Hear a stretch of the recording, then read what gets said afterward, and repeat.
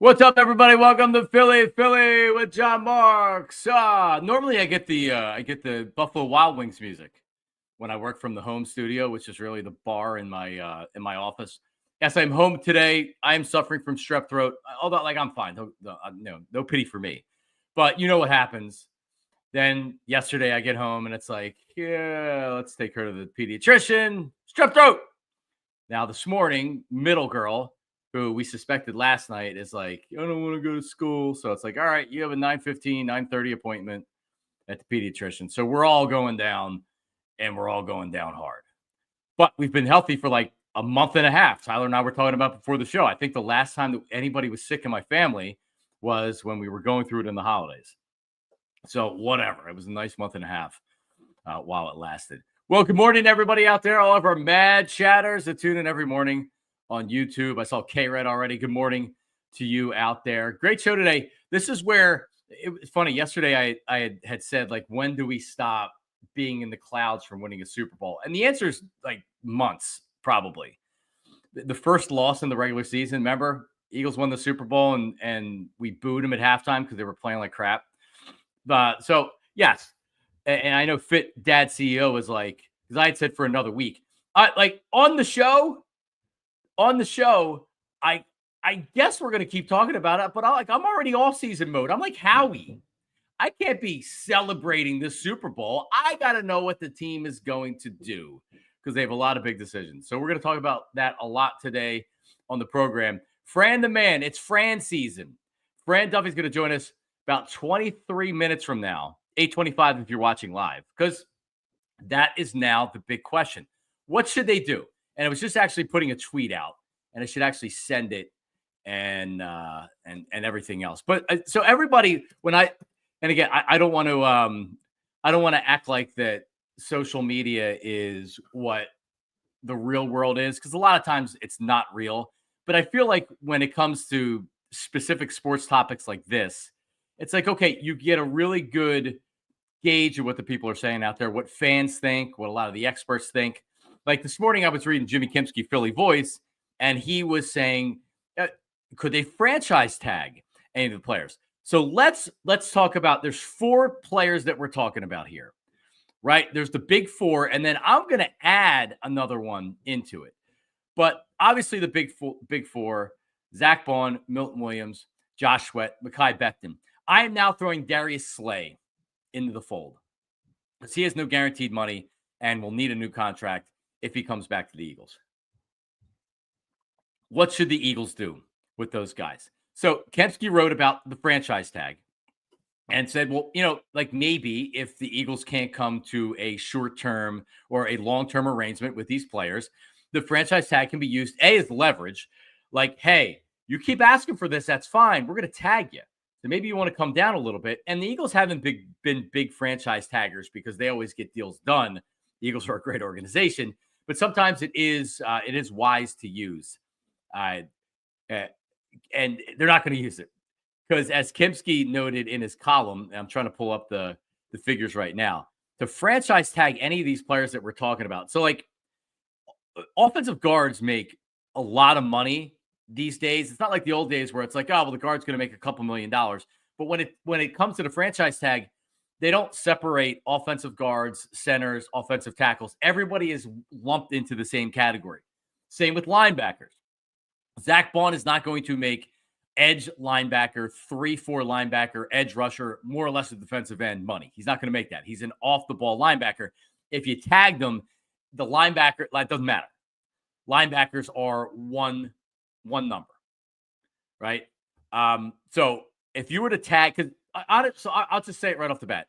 If I could bring back one player, and we'll use from the big four, if I'm bringing back one player and one player only, it's Zack Baun. I wonder if Milton Williams, who is a very nice player, isn't a byproduct of playing next to Jalen Hurts, right?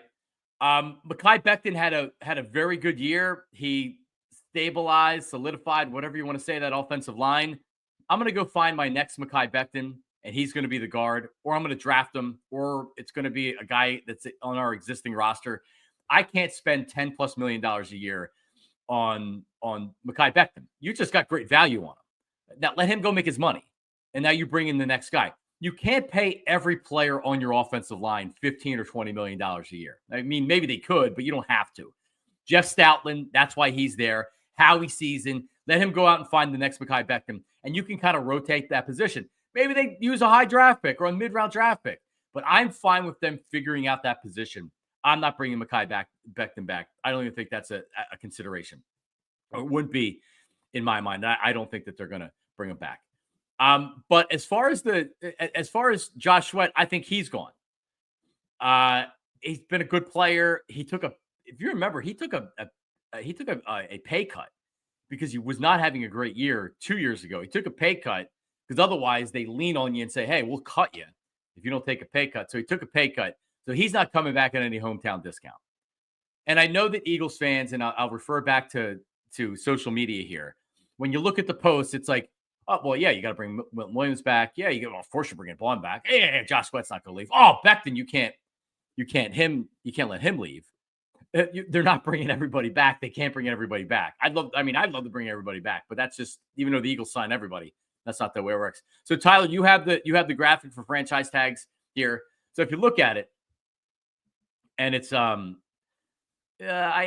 don't see. Yeah. So quarterback, obviously we're not worried about. But linebacker, that's what you'd be paying Baun on a 1-year contract. There is a 0% chance they're giving him $27 million a year for 1 year, because that counts on your cap, and Zack Baun would take it immediately if you offer it to him. That's not going to happen. Becton, $25 million. That's not going to happen. Who else are we talking about here? Again, the defensive end, Josh Sweat. So you're not going to franchise tag anybody.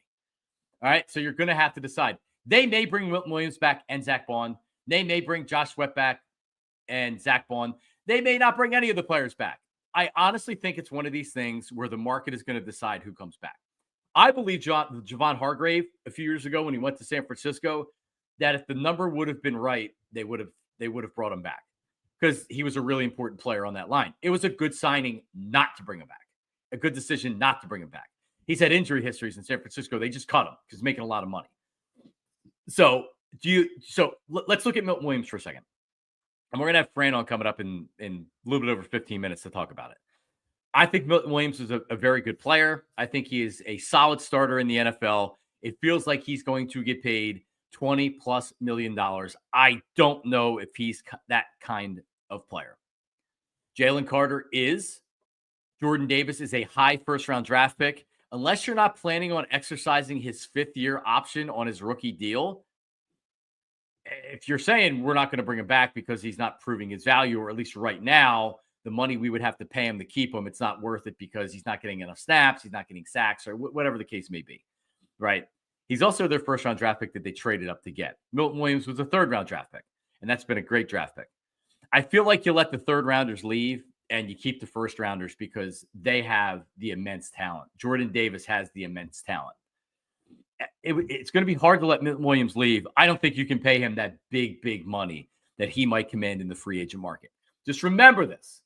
If the Eagles aren't in the Super Bowl and Milton Williams isn't getting 2 sacks in the Super Bowl, he's probably still making a lot of money. The fact that he's in the Super Bowl and he's doing that, now he's hot. Now he's got the sizzle. Now that's a signing you can point to the fans and they could be like, oh, yeah, Milton Williams. I saw him in the Super Bowl. He's a good player. He's a really good player. How good is he? How important is he to this defense? You have to make tough decisions when you're a general manager in the NFL. Howie Roseman has to make tough decisions. He's made them before. I think he's going to make them again. So, as I've been kind of like all over the place, my final answer. If I'm bringing one player back from the Big Four this year, it's easily Zack Baun. The Eagles have really struggled to find that linebacker, to find a playmaking linebacker. They've tried free agents, they've tried the draft, and Kobe Dean's good. He's a good second starting linebacker. I like him a lot. He's also coming off an injury where he may be slow to start 2025. And can you really lean on him to be your guy? You could also say, well, find the next Zack Baun. Hey, Marks, you were just saying, well, find the next Mekhi Becton. Okay. The Eagles have been successful finding offensive linemen. They have not had success finding linebackers. But really with Baun, he was just a such a great player. I don't think you can replace what he did on this defense. And I think Vic Fangio feels the same way. Tackles, stacks, pass coverage, run coverage, tackles for losses, sideline to sideline. He's fresh and young enough because he hasn't had a lot of play in his career. Man, you get a 3 or 4 year window with Zack Baun right now. This dude can be one of the best linebackers in the NFL. You cannot let that go. And he's not an edge rusher. He's not going to make $25 million a year. And K-Red brings up a great point. Yeah, the Kobe Dean may not be ready to go week 1. Then you have no experienced linebackers in there. To me, that's a bad idea. That seems like a bad idea. I'm bringing Zack Baun back. If I have one Eagle to choose of the big 4 that's coming back, it's going to be Zack Baun. And I can let the other guys walk. If they bring back Zack Baun and the other 3 walk, I'm going to be disappointed that Milton Williams isn't coming back because he was our draft pick and he looks like a really good player. I'm going to have to let him go get paid and follow him from Philadelphia and wish him well. You can't pay everybody. You can't pay a guy that's a solid starter whose game has been elevated because you're playing next to one of the greats. That's good. Organizations don't have to pay everybody. You pay your wide receivers, your offensive line like you're paying them. Right now, their defense, it's next year, I think it's 25th in spending in the NFL, what they're spending on the defense, and their offense is number 1. Yeah, you have young, inexpensive players on defense, and keep it that way. I don't need to pay Milton Williams. Zack Baun needs to come back. We'll talk to Fran coming up about that in less than 15 minutes, about 10 minutes. This portion of the program brought to you by Glatt Hair Restoration, glatthairmm.com, or give them a call, 610-980-4000. Is everybody agreeing with this in the chat? I saw Fit Dad CEO. I saw a bunch of people saying Zack Baun for sure. Let's ask Tyler Zulli what he would do. All right, so you can't. This isn't fantasy land, Tyler Zulli. We can't just say, oh no, we're gonna. Well, everybody's coming back. One of the big 4 to come back. Who is it? Oh, you're muted. Got the headset on. No. How about that? There you are. What's up, buddy? There we go. The leader of the Milton Williams fan club, me, is going to be really disappointed when Milton Williams is not an Eagle next year. But I do think that he's going to get a pretty sizable contract. You brought up Javon Hargrave. I don't think it's going to be the 4 for 84 that Hargrave got. Hargrave was a better pass rusher, and sacks mean something when you're talking about monetary contract numbers. I don't think it's going to be the 4 for 84 that Hargrave got, but I do think he's going to get a pretty sizable contract. So 4 for 60? Yeah, I could see about 15, 16 a year, and maybe even a little bit more. I think it's probably somewhere in that range. And I don't think the Eagles are going to be willing to go to that range. So I will be disappointed. But to me, the answer, I agree with you and everybody in the chat. The answer is Zack Baun. And I think because of the fact that I think that when you look at this draft, and I think that's the way that I'm playing this game, is how can the Eagles replenish, maybe not replicate, but replenish within the draft with what they've got. They've got pick 32, which obviously is subject to be moved, potentially moved down and pick accrue more picks.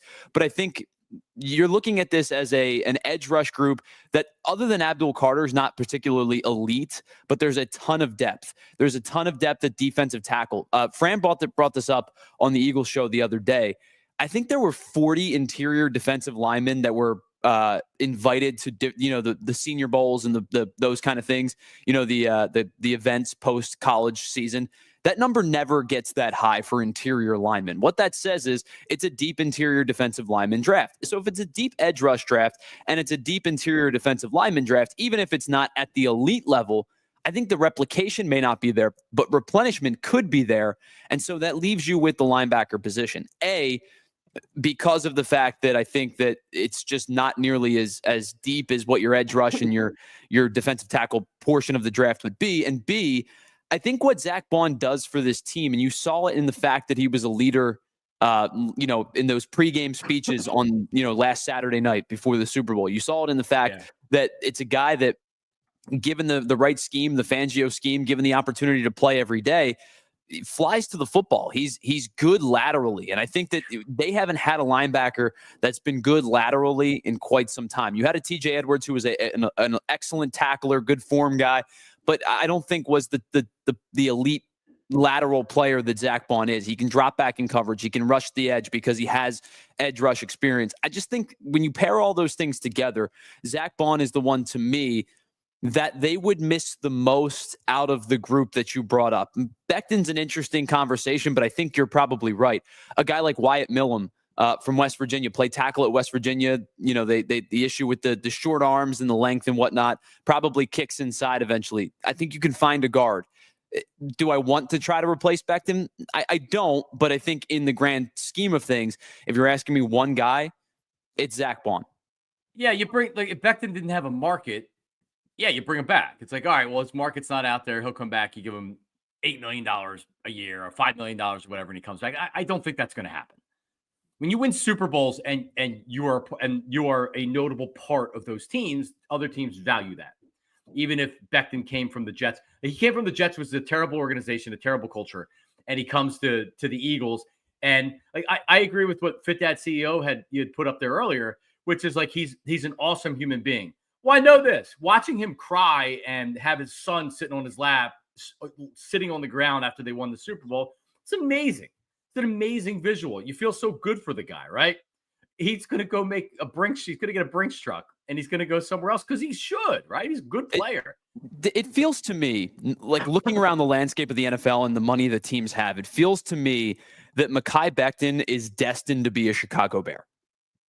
Yeah, I agree. They have a ton of money. They need interior guard help. I think they're gonna throw more than market value or whatever the average offer that he gets is. Probably gets a 4-year deal, gets 40-ish million dollars. Yeah. And I don't think the Eagles are going to be able to monetarily expense that.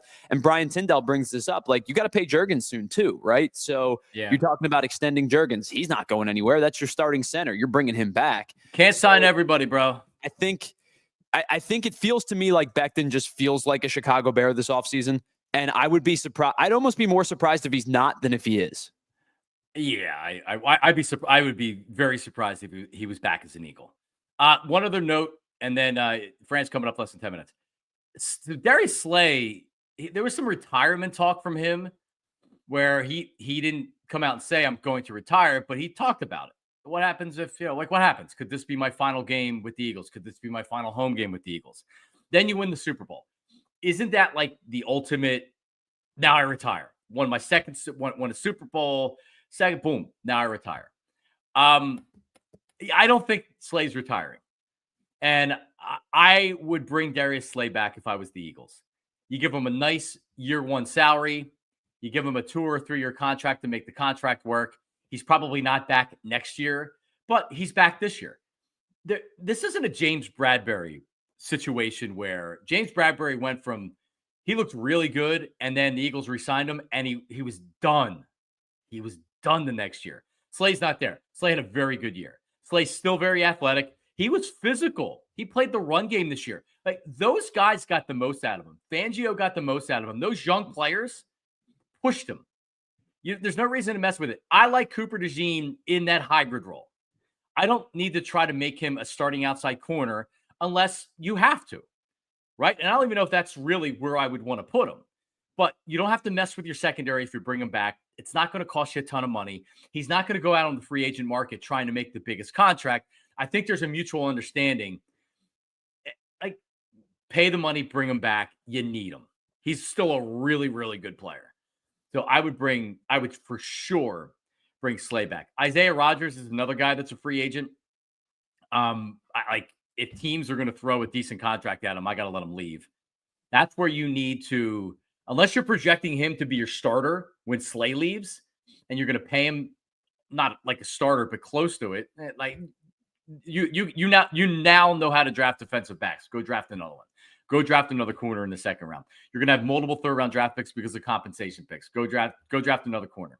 You don't need to pay a guy like Isaiah Rodgers. He was fine. He was a part of a Super Bowl team. Go get paid, brother. You're all good. All right, coming up, Fran Duffy. See, I should have put the hashtag Fran season, because if it's Howie season, damn right it's Fran Duffy season. So off season, if he had to pick one player. Fran, by the way, Fran worked for the Eagles for many, many, many years, and he experienced the Super Bowl in 2017. Wonder what it was like now being on the other side, because he had just left the Eagles to come to PHLY in All-City. So he would have been at the Super Bowl. Not that he has any regrets, but what was it like watching as a member of the media as opposed to a member of the organization? And what would he do if he had one move to make? What would he do? How does he think the season, the offseason kind of works itself out? That's coming up with Philly, John Marks, 2-2. We're back after this. All right. Ace Hardware Home Services. When you need something done, AceHardwareHomeServices.com. A wide range of residential maintenance, installation, and home repair service that includes plumbing, heating, cooling, electrical, free estimates on equipment installation and replacement with trusted advisors and options that are best suited for your home and budget. Emergency services is available, and this is service you can trust, and satisfaction is guaranteed. It's from Ace Hardware, right? Ace Hardware Home Services. So, I mean, you've got something wrong. You're like, you know what, man, the heater, it's just like not kicking in. In a couple months, when you put the air conditioning on and it's not working, or you're saying like, hey, we haven't had the HVAC service in a couple of years. Where do we go? Ace Hardware Home Services, maintenance, repair, equipment installation. If you're a loser like me, you get a new refrigerator, and the people from the big hardware store say, oh, I can't connect that. That has copper piping. What do you do? AceHardwareHomeServices.com to get started on your next project. Hooah! All right, Tyler Zulli, Fran Duffy, if he was given a choice, and we'll ask him, of going to Parks Casino in the Excite Center, which has amazing entertainment, boxing, MMA. You had said Scotty McCreery. I believe I said Michael Carbonero because I've never seen a magician live, and I would probably be mind blown. What would Fran Duffy do? Would he go with McCreery with you? The magician, is he a country fan? Lee Bryce. I have no idea. I just assume that all Fran consumes is NFL and college football. I don't know if he actually listens to music or not, so I don't know the answer to that question. So here's what I would say, and I don't know Fran's wife at all, but this is where Fran says, okay, I got to do something special for the girlfriend, for the wife. I got to do a date night because I've spent 23 hours a day, 7 days a week looking at film. I need to make it let's have a date night, right? Parks Casino, you have dinner and drinks before the show. Amazing restaurants. And then the entertainment, right? So, all right, here's my prediction. Fran will say Larry the Cable Guy. I don't know if he's the Larry the Cable Guy. That's coming May 16th. Comedian Trevor Wallace, June 27th. Magician Michael Carbonero, March 8th. Scotty McCreery. I can't believe tickets are still available from American Idol. March 7th. ParksCasino.com to buy tickets for all shows. Parks Casino. This is how you win. You must be 21. Gambling problem. Call 1-800-GAMBLE. Hooah. All right, we're back. Yeah, Larry the Cable Guy. I mean, he's very popular. I'm trying to think of a comp for Larry the Cable Guy. Like when I was in high school, early high school, not that he was this big, but Andrew Dice Clay was the big. He would do nursery rhymes that are inappropriate. Like, hickory dickory dock, this, whoa!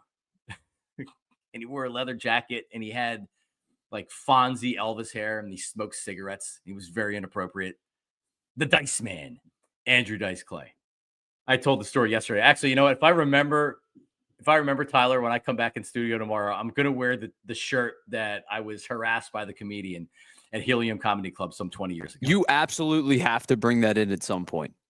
If I remember, I'll wear it tomorrow. I looked and I was like, I still had that, right? And I looked, I'm like, oh my God, I can't believe I used to wear this. By the way, I think your modern comp, I don't think there's a comp because that's such a niche audience thing.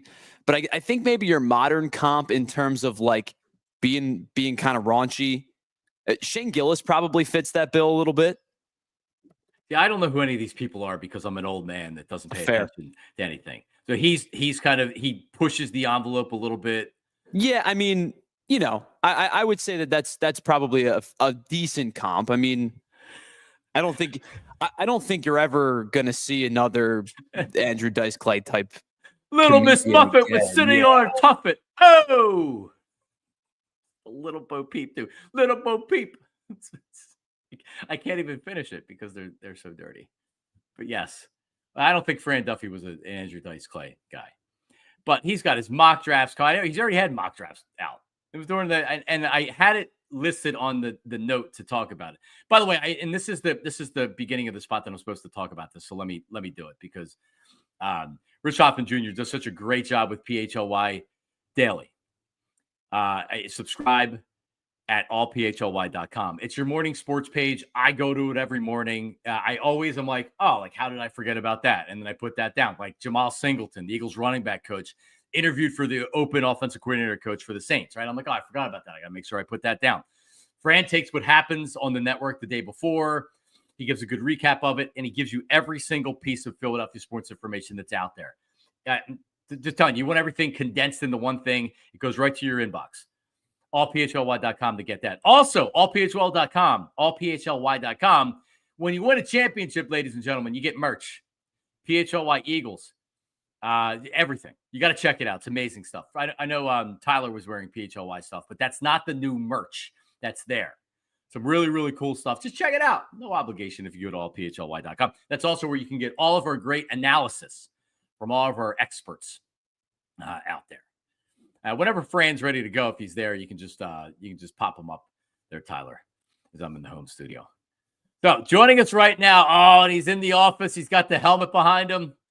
PHLY Eagles and NFL analyst, PHLY and All-City Networks draft guru, mock Franner, hashtag Fran season, Fran Duffy.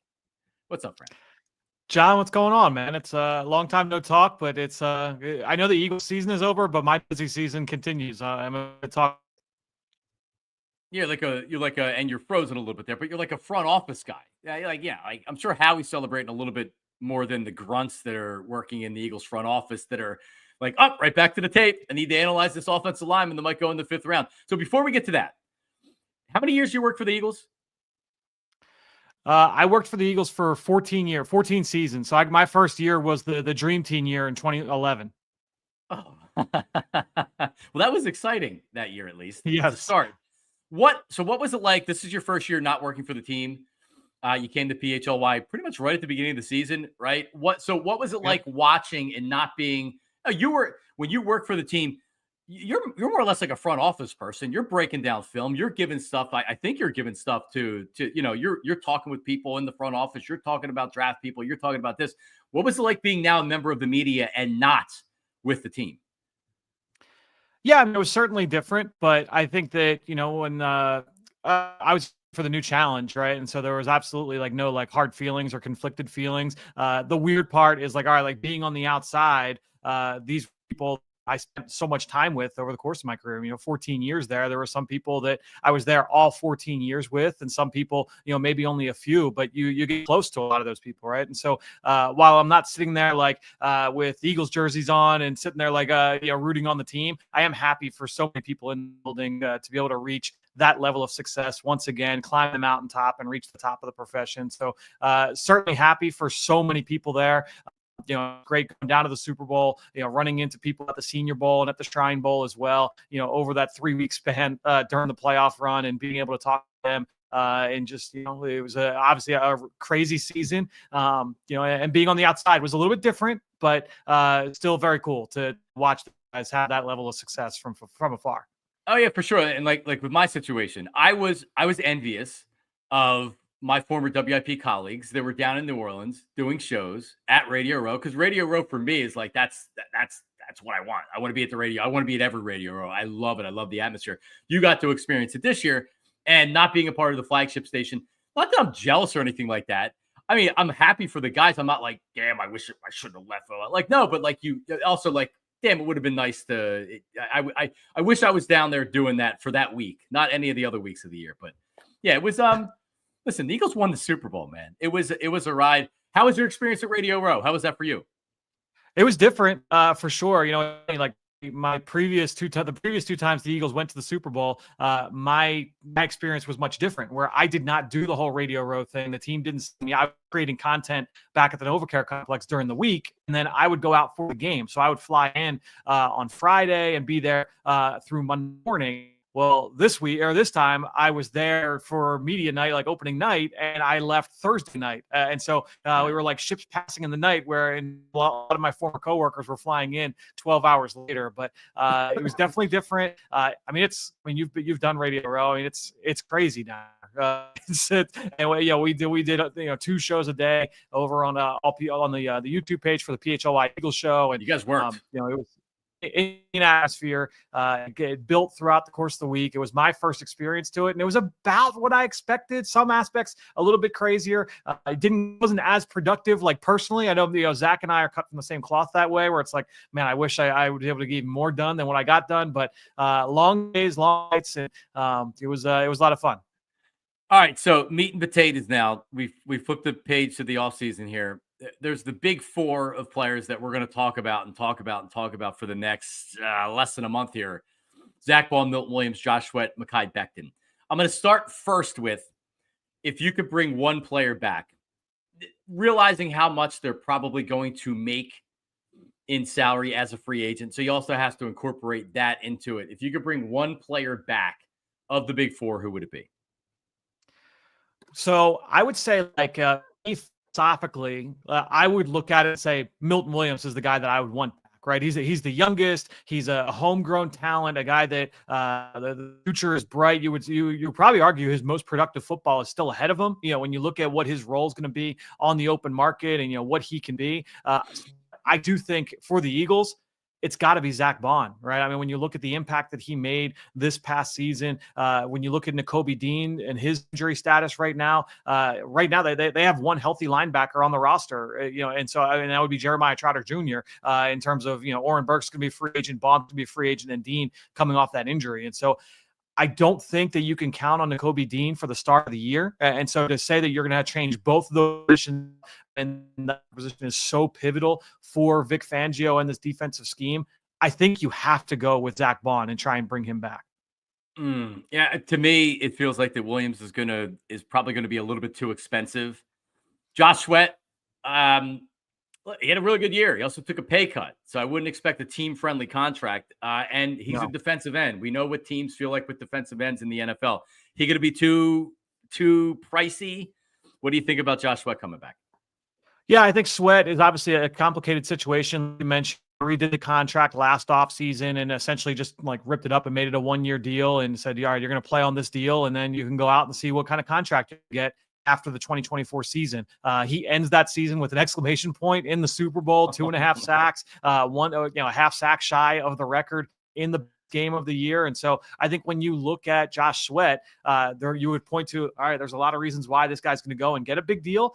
But look, down the stretch, he was relatively quiet from a sack production standpoint. Outside of the Super Bowl, you didn't hear much from on the back end of the season from a production standpoint. And that's 2 years ago where that has happened, right? And so I think when you look at Sweat, there's that knee injury in the background that caused him to fall in the draft.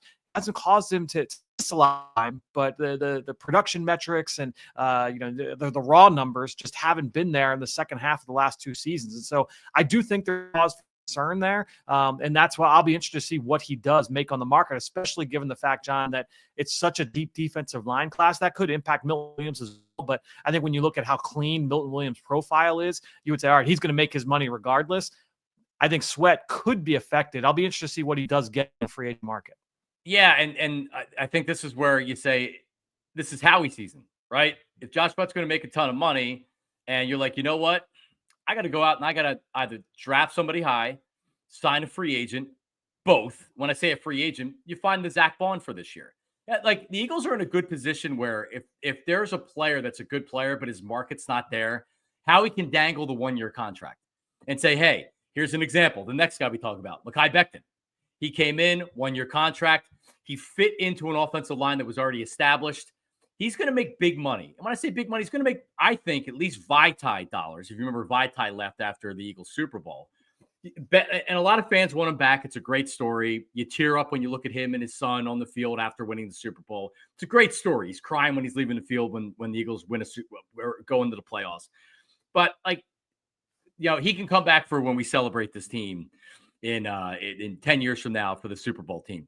He's going to be too expensive. Do you agree? Like, would you prioritize Mekhi Becton and pay him real free agent dollars to bring him back? And when you look at the money that these guards got a year ago, that's what's fascinating. I don't think that he'll get what, Landon Dickerson got from the Eagles, $21 million a year. You look at some of the money that some of these other guys in free agency a year ago. Kevin Dotson with the Rams, he got $16 million a year. Jonah Jackson with the Rams got $17 million a year. So when you look at the interior line and you say, all right, like that's Zack Baun money, right? That's Milton Williams money. That's Josh Sweat money. That's why the way that we've kind of framed it over the course of this season over on the PHLY Eagle Show is that all four of these guys are likely to be in the same bucket. I think that Milton Williams has a chance to get into that $10 million a year range. You look at what Christian Barmore got with New England. He was just north of $20 million. Christian Wilkins with the Raiders, he got a ton of money this year at over $27 million a year. And so I don't know if Milton will quite get to that range, but I think when you look at the rest of these guys, they're going to be all that same bucket. And so I think when you look at Becton, certainly the highs were really high this year. I would say that he was probably the weakest of the five starters. Just overall, he probably had the lowest lows of the group as well. Injuries notwithstanding, obviously, Landon Dickerson was impacted by injury over the course of the season as well. But I think when you look at Becton, you've got Tyler Steen, who you spent a third-round pick on a couple of years ago. Is he ready to ascend into that starting lineup? Or is there somebody else that you can go and kind of pluck? And maybe he's this year's reclamation project for Stoutland University. And so I think Becton, that is the trickiest one to predict because there's a chance that he could say, you know what, I just want to stay in Philadelphia. I want to play for Jeff Stoutland. Maybe he takes a one-year deal or a two-year deal. Further prove, this wasn't just a flash in the pan. I can be that guy moving forward, and that would benefit for both sides. But that could get a little tricky just because of supply and demand at the position. Yeah. All right, Fran, get ready for us. It's Fran season. I would keep you a little bit longer. You're having some technical problems here this morning, but great to catch up, and we'll talk again maybe next week about more free agent developments. And then, so your mock draft will be coming out soon. Your latest mock draft will be coming out soon, I guess. Yeah, post combine. So combine is next week out in Indianapolis. When I get back, I'll have a two-round mock, fresh and hot off. All right, you're the man. Thanks, Fran. Appreciate it, buddy. Thanks, John. There he is.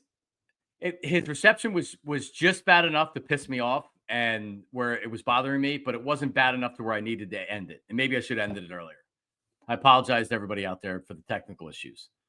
We're going to have to get that. I am currently working on a setup at home that's going to not be my basement wall, and you can see just the edge of the steps right there. It's going to look really good. Black Gritty is actually helping me with the studio install because he's got a great studio. So, and I'm going to be hardwired and everything else. I don't think I have technical glitches because I don't have I don't have devices going in my house right now to do that.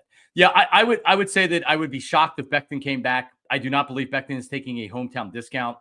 If there's not a market for him, sure, then he could come back. I just question whether or not there's not going to be a market or not. Fran brings up some great points as far as the injury. And did he really have, Milton Williams had an impact all year long. I feel like Sweat, a lot of times this happens with defensive ends when they're sacking the quarterback, that's when they're noticed. But was he really an integral part of the defensive line to where you can't afford to lose him? If you're doing it from the perspective of, can you afford to lose this player? I don't think you can afford to lose Zack Baun. You can lose Josh Sweat. You need to replace him. They're thin at defensive end, but you cannot afford to lose Zack Baun. There's no replacement. The only other starting linebacker isn't healthy. Milton Williams, I think he's going to be a good player. You can replace him. Yeah, I think you can't replace Baun.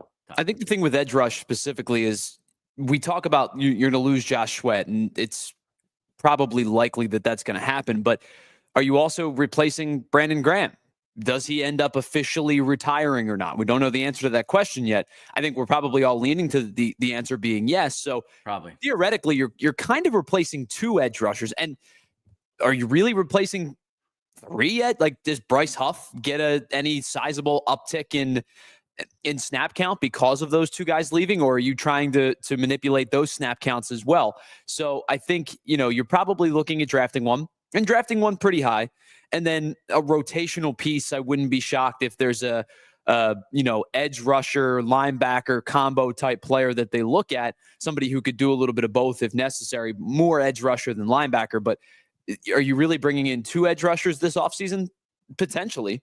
Yeah, he might be drafting and signing one. So, all right, coming up, the latest on what's happening down in Clearwater. Our own Jim Salisbury's down there. We're not going to speak to him. We will speak to him, but our coverage is great. PHLY Phillies coverage is unbelievable. Tyler Zulli had a show yesterday. He's got video on demand coming out today, so you will see that. So we have that coming up. Also, a statement. Would this team have won the Super Bowl with Jalen Hurts as the quarterback? The Jalen Hurts talk won't stop, and I love it. The guy just was the Super Bowl MVP, and there's so many people that just refuse to give him credit, and it fuels me, and it makes me happy. We'll talk about that coming up. Philly, 2-2. We back. All right, so Tyler, do you have the before and afters here for us? So I want to be lazy today with Glad Hair Restoration because there's only so many times I can say Glad Hair Restoration are the best. Before and after. So leave it up there. Look at that friggin' before picture. All right? Look how far my hairlines went back. I got to the point where I said, you know what? I can't take it. I'm going to shave my head. All right? And I shaved it. That was actually at a Matt Ryan charity thing. His foundation he used to do every year. Matt Ryan's a really, really good dude. That was taken from there. And that's the after. I'm actually holding my daughter in that picture when she was born. That's the after picture. All right. What else we got? Let me get another one here. All right. So there's the shaved head. Before, see the hairline? And then after. I mean, come on. That's not touched up. That's not touched up. All right. That's maybe it's touched up. But that is my actual hairline. Look at that. Look at my hair. It looks perfect. I look handsome in the picture with my little Bella in a newborn pictures. So take a look. Take a look. That's it. It's simple. Glad Hair Restoration. If you're balding, if you're thinning, whatever stage of hair loss that you're in, not everybody's going to need hair restoration yet or at all. Maybe if you're in the algorithm like I am on Instagram, where every time I freaking log in Instagram, I'm getting a hair restoration or or hey, look at this miracle spray, and this guy has a huge fro, and he's like, yeah, look what I spray this on. It's like that's not from that spray.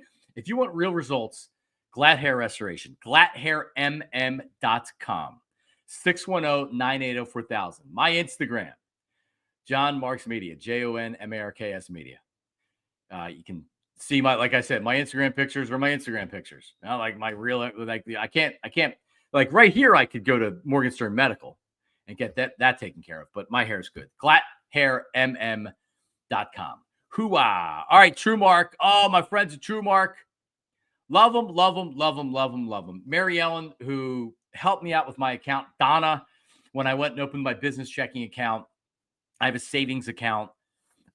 They're just the best. A family feel, right? Most of the people that are in the Audubon branch, and you'll find this at almost all the TrueMark financial locations. It's not all of them. They work there together 10 years, 15 years. I know Donna and Mary Ellen have worked together for 15 years. You know what that means? You're family. And when you walk in there, you can feel that. You don't feel like you're just a customer walking in like, may I help you? It's like, smile, sit down. What can we do for you?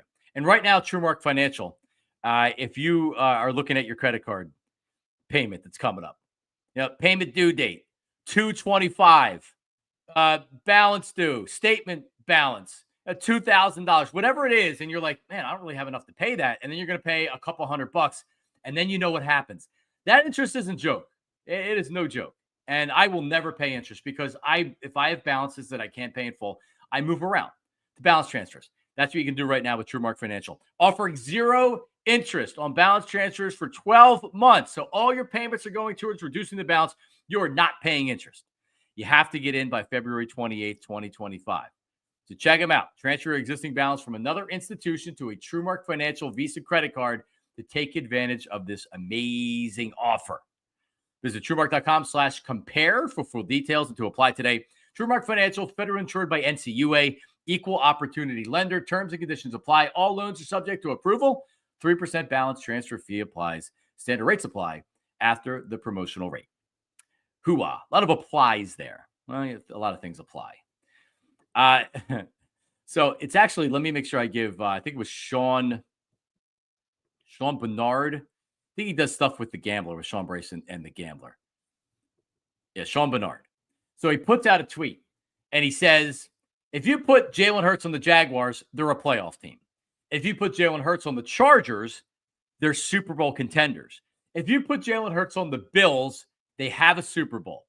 It is true the Eagles have a lot of talent, but it's also true he's a special quarterback who elevates the team around them. So let's just look at a couple of scenarios. Tyler, help me out with this. Let's start off with this. If you put Jalen Hurts on the Jaguars, are they a playoff team? Yes. Well, they're better. I mean, that team is not particularly great. I think they have some good young skill position players. I really, really like Brian Thomas. The defense is okay, but they are better because Jalen Hurts is objectively better than Trevor Lawrence. I don't think it's particularly close right now. So they are definitively better. Are they a playoff team? Maybe they win the South because the South isn't particularly good, but they are definitely better than they were at least a season ago, for sure. Yeah, I mean, even with Doug there, and like, if you have a bad head coach, and I love Doug, but if you have a bad head coach, if you have a bad culture, if you have a bad organization, these are all things that are tied to the Jags. It's really hard to win. And Doug actually went down there and made the playoffs. But like, I will just, for the sake of what the spirit of what Sean is saying here, I would say that the Jags are a playoff team because I do believe a quarterback is the magic elixir for so many things that can be wrong in an organization. Well, and like here's the thing. Go ahead. Here's the thing, too, with the Jags specifically. To me, that's the worst division in football right now. The Jags are bad. The Titans are terrible. The Colts are bad. And the Texans are good, but are they good or are they good by default? They made the playoffs each of the last 2 years, so I have to give them credit. They're good. But if you're playing the Colts and the Titans 4 times a year, to be 3 wins at least. That should be your launching point, right? And so I think if Jalen Hurts is the quarterback of the Jags, that's his launching point, is let's go beat up on these crap teams, and then we'll figure out the other 5 or 6 wins. And I feel like that I feel differently about the Texans after this year, right? Like, I still think CJ Stroud is a he's still like a good NFL quarterback, but I'm not now putting him above Jalen Hurts and saying, like, no, he's the 3rd best quarterback. Get back down a little bit. The league makes adjustments. This happens all the time. This is the NFL. You don't get to just go from one year to the next year and teams aren't going to adjust. And like, then your schedule's different. You're playing better teams. All right, so let me give you this one, Tyler. If you put Jalen Hurts on the Chargers, who made the playoffs, they are Super Bowl contenders. I mean, I think they're closer. They're not closer. They don't have the talent like the Eagles do.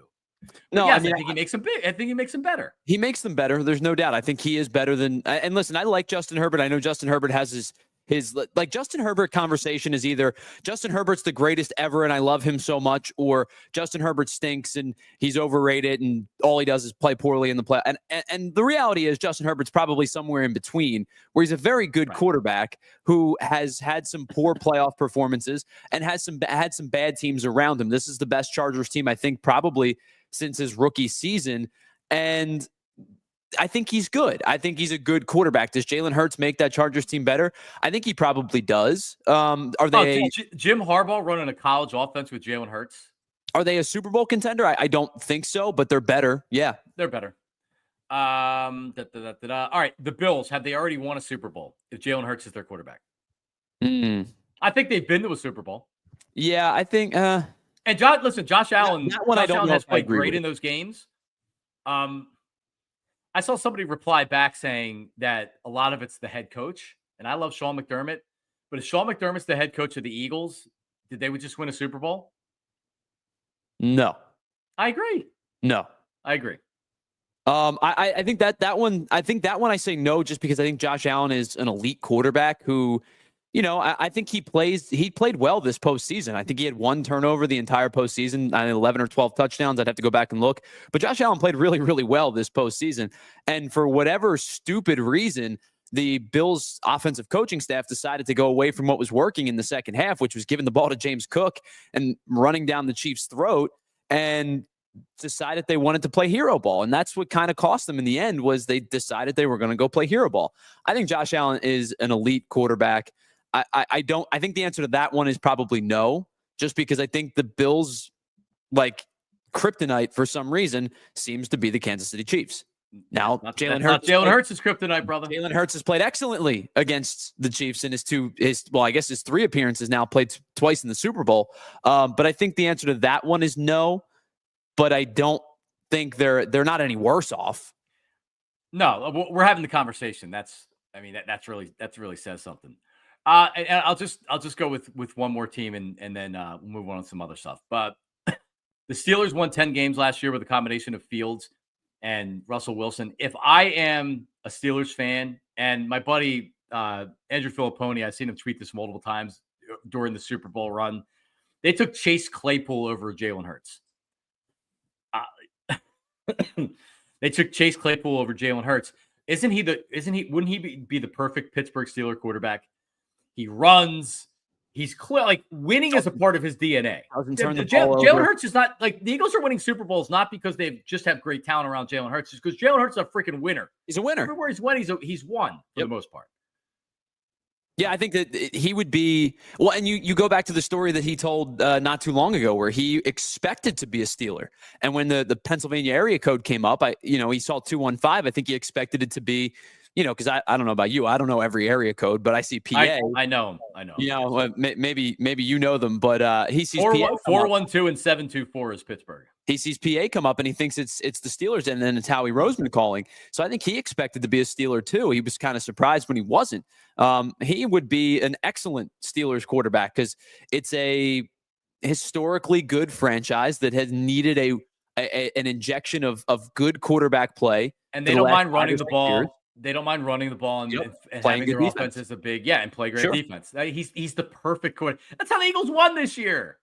Now, they don't have wide receivers like the Eagles do, but and they don't have the offensive line like the Eagles do. But yeah, that's how the Eagles won with the template the Steelers are trying to win, and they can't do it anymore. But if the Steelers would have drafted Jalen Hurts, what is it now? 5 years ago, I believe. If they'd drafted him 5 years ago, they would have built differently than they did, right? They probably would have invested more. Now, the Steelers have a formula. The Eagles have a formula, and it works. The Steelers have a formula. They like to take linebackers. They like to take defensive line. Maybe they need to invest in the offensive line a little bit more than they have. They do not develop well in the offensive line. But I think that, if they'd have drafted Hurts all those years ago, they probably would have built a little bit differently than they did, having drafted Kenny Pickett and, in that particular spot, drafting Chase Claypool. Yeah, agreed. All right. What's the last? So we will obviously every day we're going to be talking about all this stuff right here. All right. So yesterday, I know Tyler had his PHLY Phillies show, some good stuff there. Jim Salisbury down in camp. And the story coming out yesterday was, and you'll see this, where it's like last week it was, excuse me. Last week it was Bone. It was like, oh, he's so mature and he looks like a different person. Right? It's the spin from the organization. So another piece of news yesterday on Bryson Stott. So disappointing 2024. I still like him a lot. I'm surprised that he struggled as much as he did last year. I was really, really surprised. I even remember saying at the All-Star break, because I was doing my podcast with Bet Parks, Maniac Malloy and Sam Stafford. And I had said at the All-Star break, I'd be shocked if he didn't turn his second half around. We didn't turn the second half around. So apparently he was injured. So I'm reading from Jim here. He was hurt for most of last year. He played through a sore right elbow, and it affected his swing as his batting average tumbled from 280 to 245, and his OPS went from 747 to 671. He initially tweaked the elbow, making an awkward swing in May. Stott felt good swinging the bat Stott felt good swinging the bat Monday, and that's the important thing.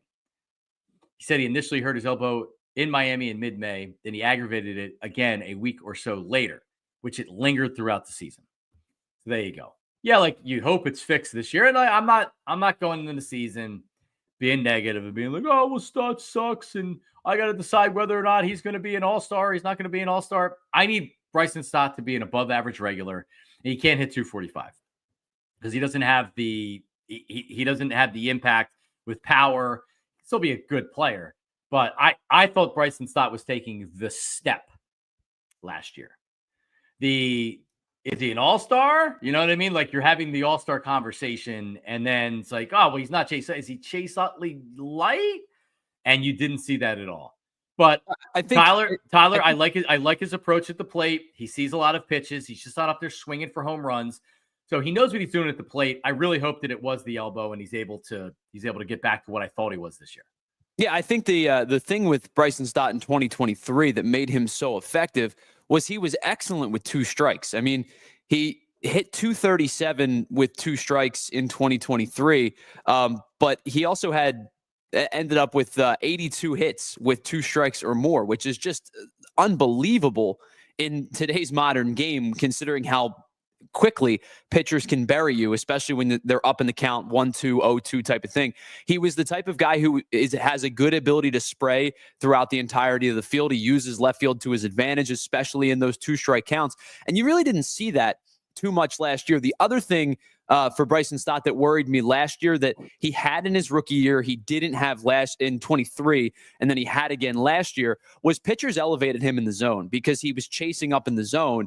And his bat speed, he's in the bottom 10 percentile of bat speed, average bat speed throughout the plane. He's not catching up to fastballs up in the zone. Most guys don't catch up to fastballs up in the zone unless you're Giancarlo Stanton, Kyle Schwarber type, guys with vicious swings. So I think for him, his adjustment's going to need to be not stay off that ball. Yeah, staying off that pitch up here. They're pitching you high because you're swinging and missing. No, I agree. And then I think it got to a point, Tyler, where he starts pressing and then he gets in his own head because he's struggling, right? Baseball is such a mental game. And like, it's just now he's up there thinking instead of just being like, he's going to throw me this and I'm going to lay off, or he's going to throw me this or I'm going to smack it, right? He's too good of a player he's too good of a batter to what we saw last year. Yeah, I kind of boldly said in midway through 2023, I think Bryson Stott could be the type of hitter who wins a batting title at some point.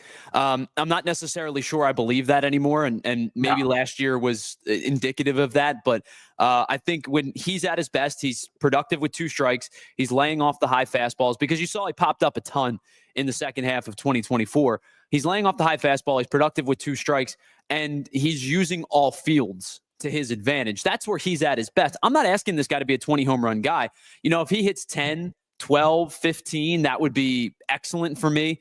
To me, it's more about getting that average back from the 245 that it was last year, maybe closer to the 280 that it was 2 seasons ago. Because I think naturally, if you raise your average 20, 25, 30 points, your OBP is going to raise, your slugging is going to raise. And the thing is, like, he hit 32 doubles in 2023. His gaps power was kind of eviscerated last year. He only had 19 in 2024. Yeah. I mean, when you're not a power guy, to lose 13 doubles, that's significant. Big time. Yeah. I mean, that's really that's the impact that you can have at the plate. Yeah, he needs to be in the 30s at least. Unless he hit 25 home runs, all right. But that's not him.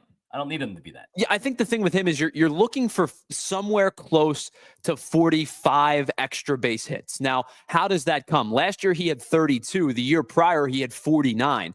Can you get me to 40 to 45 extra base hits? If it's 30 doubles and 10 home runs, great. If it's 35 doubles and 12 home runs, awesome. But I think you need to get into the 40s for him to feel comfortable. He's a guy who probably should have more triples than he does. He only has 6 in his career, which is kind of surprising. But if he's back up close to 25 or 30 doubles and the home run rates at 12, 14, 15 over the course of the season, I think you're going to see an improved Bryson Stott. All right. Shout out to everybody that's watching on TV, because we're available on Xfinity and Samsung Plus, Roku, all the fast channels. Appreciate you watching on TV. Get on over to allphly.com to watch the rest of the program. One thing about Stott, and then we'll wrap it up. I love when players embrace our city's sports culture, or when our players embrace the culture, right? Bryce Harper has totally embraced the culture. He's also a huge sports fan, which makes it fun and easy, right? Stott, through the whole Eagles Super Bowl run, he's following along like us. I guess it was in Nevada, in Las Vegas. I don't know, but he had an Eagles helmet on in one of the pictures or videos that I saw. So I've really appreciated him being a part of the city's culture. He's pretty cool. If there's one Philly I'm going to shoot to try to get on the show, I want to talk to Stott. I don't know if Harper's my buddy, but obviously I'd like to talk to Bryce Harper, but I would love to talk to Stott because he's a really, really interesting guy. And I like him. This team has a lot of likable players on it, for sure. Click over to Ant as he is live. Anthony Gargano is live. Coming up on the network today, the Eagles show is at 2 o'clock. 76. The 76ers back at it on Thursday on the hardwood. Joel Embiid, a game time decision if he's going to play. I don't actually know if that's the case. But I put a tweet out at John Marks Media of something that Tyler put together last week where I was just like, the Sixers aren't winning a championship. The Sixers aren't winning a championship. The Sixers aren't winning a championship. What are we doing? Why are we still doing this? Why are we going to just try to add veteran pieces next year to try to win? Why aren't we trying to lose games this year? Why are you allowing Joel Embiid to decide when he plays and when he doesn't play? Shut him down. He says he needs knee surgery. Why are you allowing him to play? Get the surgery now if you're going to bring him back next year. Jesus. What are they doing? Oh, like Devon and Derek and Kyle get to talk about this team all the time. Ding. All right, shout out to everybody watching. Subscribe on YouTube, PHLY. Bang the subscribe button. We are growing quickly. And shout out to our community of people out there that watch live every morning on YouTube from 8 to 9 a.m. But you can watch whenever you want. It's available on demand on YouTube. And the audio version of the podcast, rate, review, search Philly with John Marks wherever you find your podcast. Give us a 5-star. I need it. We need it. Thank you for listening to the podcast. We're back tomorrow. I'll be in studio. And go flip over to Ant right now. X out, get to Ant. See ya.